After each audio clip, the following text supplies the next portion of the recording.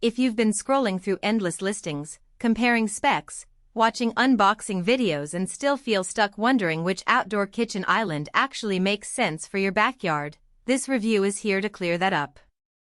I've spent the last few weeks looking at a handful of big box combos, reading what owners say about space, heat control, and the dreaded "does it actually fit my patio?" question, and I'm going to walk you through the real-world picture.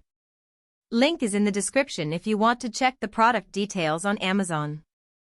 First off, the Mont Alpi Premium Black Stainless Steel Island is a mouthful, and that's because it tries to be a lot of things at once: a 6-burner grill, a compact glass door refrigerator, a charcoal tray, and a dual-sided griddle, all built into a 44-inch wide, 23-inch deep, 21-inch tall island that arrives fully assembled. The promise is simple: no separate units to juggle, just one solid piece that you roll out, plug in, and start cooking. That sounds perfect if you've ever spent a summer evening chasing a propane tank across the yard while your kids hover over a tiny side table trying to keep a soda cold. The idea of having the fridge right there, within arm's reach, is what sold the concept to me. So, who actually benefits from this all-in-one approach? If you already have a dedicated patio space, think a concrete slab or a sturdy deck that can support a 200-plus pound island, and you like to entertain a medium-sized crowd, say, 6 to 10 people, you'll appreciate the built-in refrigerator's 2.7 cuft capacity. That's enough for a case of beer, a few sides, and a couple of sauces without needing a separate cooler that you have to move around. The dual-sided griddle is another practical win. You can sear steaks on one side while simultaneously cooking pancakes or veggies on the other, which is a real time saver during brunch-style backyard gatherings. On the flip side, if you're living in a small balcony, a rented patio, or you only fire up the grill once a month, this island may be overkill. The footprint alone is larger than many standard portable grills, and the weight means you need a permanent spot. You can't just stash it in the garage and pull it out for a weekend. Also, the price point reflects that all-in-one ambition, so if you're looking for a budget-friendly grill and already own a separate cooler, you'll likely spend more than needed. Now, let's talk about the practical strengths that actually matter after the box is opened. The first thing you notice is the stainless steel finish, deep black with a brushed look that hides fingerprints and light rust better than a glossy surface.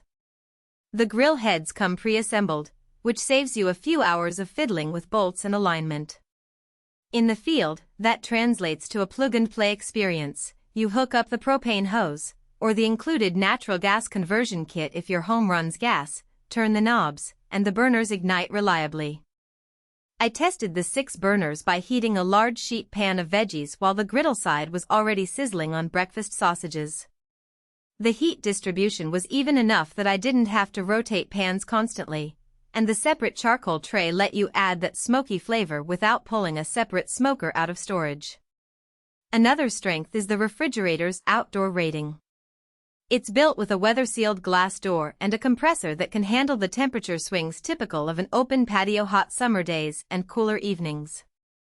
During a test run, I stocked the fridge with a mix of drinks and raw chicken, and after a full day of grilling, the interior temperature stayed comfortably in the 38–40 range, even though the ambient temperature hit the high 80s. That's a real convenience because you don't have to constantly check that your perishables are staying safe. However, there are a few trade-offs you should be aware of before you click Add to Cart. The first is the limited lifetime warranty. While it sounds reassuring, the fine print, which you'll find on the manufacturer's site, typically covers only the core metal components and excludes where items like burner tubes or the refrigerator's compressor. In practice, that means you may still be on the hook for routine maintenance after a couple of years, especially if you run the grill heavily. Second, the conversion from propane to natural gas is possible, but it requires an extra hose and regulator that are sold separately. If you don't already have a natural gas line, the extra cost and installation work could negate the convenience factor. Finally, the glass door refrigerator, while nicely integrated, can be a bit of a heat source itself.